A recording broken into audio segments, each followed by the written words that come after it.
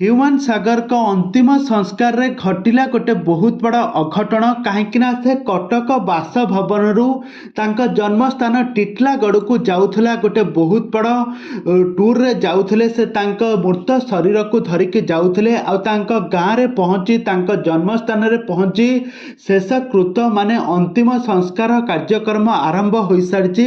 ଆଉ ତାଙ୍କ ମୁହଁରେ ତାଙ୍କ ଝିଅ ନିଆଁ ଦେଇଛନ୍ତି। କାହିଁକିନା ନିଜ ବାପାକୁ ଶେଷ ସମୟରେ ନିଜ ବାପା ମୁହଁରେ ନିଆଁ ଦେଇଛନ୍ତି ତାଙ୍କର 8 ବର୍ଷର ଝିଅ।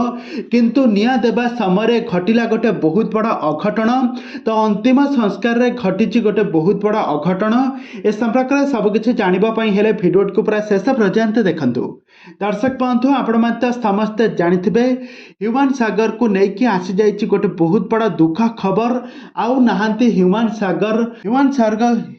ସାଗରଙ୍କ ମୃତ୍ୟୁକୁ ନେଇକି ସବୁଆଡ଼େ ଦୁଃଖର ଲହରୀ ମାଡ଼ି ଆସିଛି। ସମସ୍ତେ କାନ୍ଦୁଥିବାର ନଜରରେ ଆସିଛନ୍ତି। କାହିଁକିନା ହ୍ୟୁମାନ ସାଗର ତାଙ୍କ କଣ୍ଠର ଯାଦୁରେ ସେ ସାରା ଓଡ଼ିଶାର ଲୋକମାନଙ୍କୁ ବାନ୍ଧିକି ରଖିଥାନ୍ତି।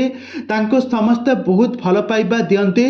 ତ ହ୍ୟୁମାନ ସାଗର ଏବେ ତାଙ୍କ ପରିବାର ଲୋକଙ୍କୁ ଛାଡ଼ି ସବୁଦିନ ପାଇଁ ଆରପାରିକୁ ଚାଲି ଯାଇଛନ୍ତି। କାହିଁକିନା ସେ ଯଦି ଆଜି ମୃତ୍ୟୁବରଣ କରିଛନ୍ତି, ତାଙ୍କ ପରିବାର ଲୋକ ତାଙ୍କ ମା ଏବଂ ତାଙ୍କ ସ୍ତ୍ରୀଙ୍କ ପାଇଁ ମୃତ୍ୟୁବରଣ କରିଛନ୍ତି। ସେ ତାଙ୍କ ଶେଷ ସମୟରେ ମଧ୍ୟ ତାଙ୍କ ଝିଅକୁ ଦେଖିପାରିଲେ ନାହିଁ କି ତାଙ୍କ ପରିବାର ଲୋକଙ୍କ ପାଖରେ ରହିପାରିଲେ ନାହିଁ। ଦୀର୍ଘ 2 ବର୍ଷ ହୋଇଯିବ ସେ ସବୁବେଳେ ଡିପ୍ରେସନରେ ରହି ଜୀବନ କାଟୁଥିଲେ। ସବୁବେଳେ ଅର୍ଡ଼ର ଖାଦ୍ୟ କରି ଖାଉଥିଲେ, ମାନେ ହୋଟେଲରୁ ଖାଉଥିଲେ। କିନ୍ତୁ ତାଙ୍କ ଘରେ 8ଟି ଚାକର, କିନ୍ତୁ ରୋଷେଇ ହୁଏ ନାହିଁ। ଏମିତି ସଙ୍ଗୀନ ଅଭିଯୋଗ ଆଣିଛନ୍ତି ତାଙ୍କ ଭଉଣୀ। ଆଜି ତାଙ୍କ ଜନ୍ମସ୍ଥାନ ଟିଟଲାଗଡ଼ରେ ଆଜି ତାଙ୍କର ଅନ୍ତିମ ସଂସ୍କାର ଆରମ୍ଭ ହୋଇସାରିଛି। ଆଉ ସେଠାରେ ତାଙ୍କ 8 ବର୍ଷର ଝିଅ ତାଙ୍କ ବାପାଙ୍କ ମୁହଁରେ ନିଆଁ ଦେଉଛି।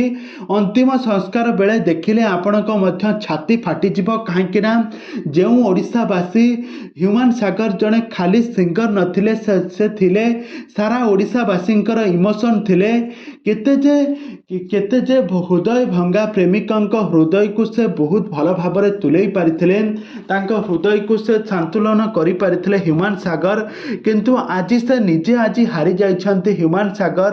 ସେ ଆଜି ମୃତ୍ୟୁବରଣ କରିଛନ୍ତି। ଆଉ ତାଙ୍କର ଅନ୍ତିମ ସଂସ୍କାରରେ ଆପଣମାନେ ଦେଖୁଥିବେ କେତେ ଲୋକ ହୋଇଛନ୍ତି ତାଙ୍କୁ ଶେଷ ଦର୍ଶନ କରିବା ପାଇଁ।